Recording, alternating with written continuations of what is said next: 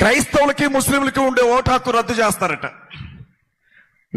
నేను మాట చెప్పున్నా, అరే ఇంత జరిగితేనే ఓటు హక్కు ఉంటేనే ఒక్క పార్టీ ఓడు మాట్లాడాల మన గురించి. మాట్లాడారా?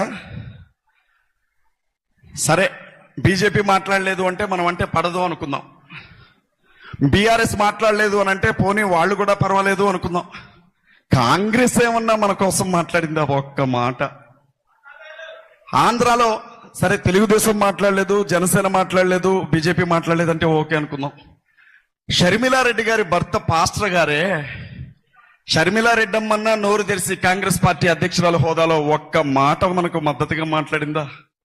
చివరికి కనీసం నేను క్రిస్టియన్ని, బైబిల్ చదువుతా, రోజు ప్రార్థన చేసుకుంటా అని చెప్పిన జగనన్న మన పక్షాన 2 మాటలు మాట్లాడా?